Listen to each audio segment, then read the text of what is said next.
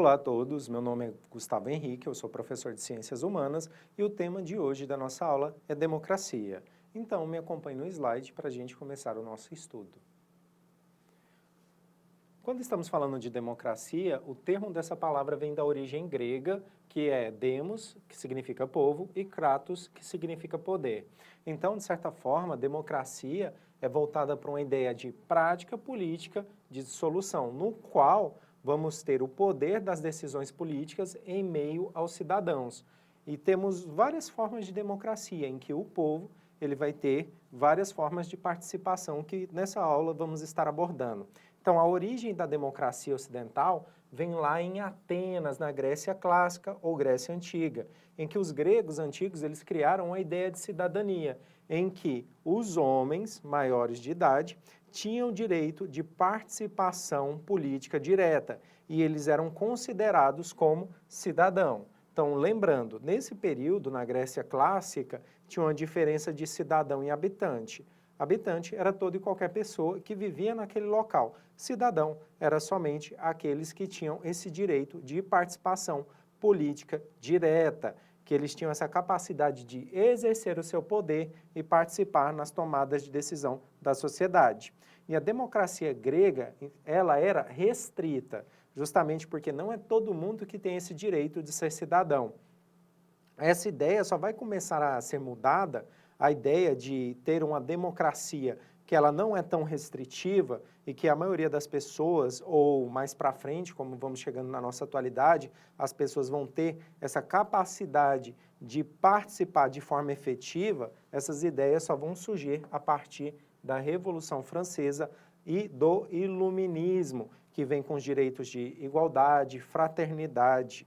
E vamos ver também que por meio do republicanismo vamos passar a advogar por uma participação política de todos os indivíduos de pertencimento de todas as classes sociais. Então, assim, a gente já tem um contexto histórico de como vai sendo modificada essa ideia de democracia. E na modernidade, com os avanços políticos e a aplicação do conceito de democracia, as mulheres não tinham acesso à participação democrática de forma ativa nos países republicanos, o que vai gerar, através das ideias ali da Revolução Francesa e do Iluminismo, um movimento em que o movimento feminista das sufragistas, em que as mulheres se reúnem, fazem esse movimento de passeata e de protestos que vão exigir que elas tenham participação em direitos iguais às dos homens, que vai culminar assim na liberação da primeira vez da história do voto feminino, que vai acontecer na Nova Zelândia em 1893. E apesar da gente ter esse sistema de democracia, o conceito ele vai designando a palavra de forma ampla, representando diferentes maneiras, porque a gente tem, como eu mencionei anteriormente, várias formas de democracia, sendo a direta, a participativa e a representativa. E hoje, atualmente, a gente tem uma democracia que ela vem, através da lei, colocando todo e qualquer cidadão com direitos iguais, ou seja, somos iguais perante a lei, tanto homens como mulheres. E os tipos de democracia que mencionamos, elas podem ser classificadas aos tipos diferentes, com base no modo que elas se organizam, apresentando assim estágios de desenvolvimento. Por isso que eu mencionei que esse termo ele acaba sendo amplo. A democracia, ela pode ter uma forma de representação direta, como acontecia na Grécia Antiga. Quando falamos de democracia direta, é justamente que você é o seu próprio representante, você ali tem essa capacidade de estar opinando sem precisar escolher alguém, votar alguém. Você toma essas tomadas você tem essa participação nas tomadas de decisões da sociedade. Na Grécia Antiga, como vimos, era muito dessa forma.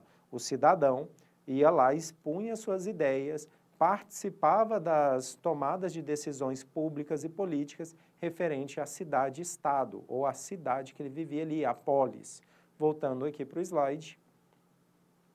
Então, a democracia direta é uma forma clássica de democracia que acontecia lá em Atenas, não havia eleições de representantes, um corpo de cidadão legislava, esses cidadãos se reuniam na Ágora, que era a praça pública lá, e começavam a fazer os seus discursos em defesa de determinados comportamentos ou em mudanças, exigindo mudanças de determinados comportamentos ou de leis atenienses lá que estavam em vigor naquele período.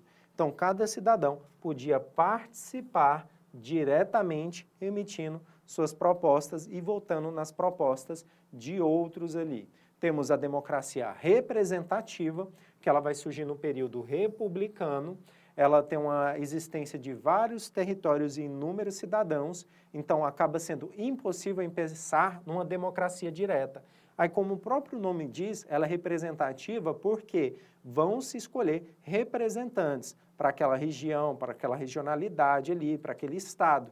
Então, a democracia aqui, dessa forma representativa, a gente pode destacar para o seu acontecimento e surgimento o sufrágio universal, a existência de uma Constituição que regulamenta a política, a vida pública, os direitos e deveres de todos, tem a igualdade de todos perante a lei, o que está estabelecido na nossa própria Constituição. Temos a necessidade de eleger representantes, pois não são todos que participam, e é essa justamente quarto ponto que fala que temos a necessidade de eleger representantes, que faz a referência com o próprio nome desse estilo de democracia, por ela ser representativa. E o quinto e o último, a necessidade de alternância do poder para manutenção da democracia, não permitindo que o representante fique de forma perpétua, para assim não criar ou não cair no risco de um sistema autoritário. Como temos essas democracias representativas, elas são regidas por constituições, que vai estabelecer um Estado democrático de direito, e nessa organização política todo cidadão é considerado igual perante a lei e todo humano é considerado cidadão, sendo que não pode haver desrespeito à Constituição, que é a carta maior aí dos direitos e dos deveres do país. Os cidadãos vão eleger o seu representante ou os seus representantes, que vão legislar o governo em seu nome, sendo representantes aí do poder popular nos poderes executivo e legislativo, e temos a vantagem também desse tipo de organização política e execuibilidade, e também tem as suas desvantagens, que é a brecha para corrupção e para também a atuação política em benefícios do bem privado e não do bem público. E por ser um sistema em que a participação política não é exercida de forma direta, mas por meio de representações, é chamado de democracia indireta. Então, nessa democracia participativa, nenhuma democracia é direta, como era feita ali na antiguidade, ela é totalmente indireta porque você escolhe um representante, você vota em um representante ali para o seu estado, para o seu território nacional, tá? Então, como acontece com a democracia representativa e a democracia participativa, ela vai mesclar elementos de uma e de outra.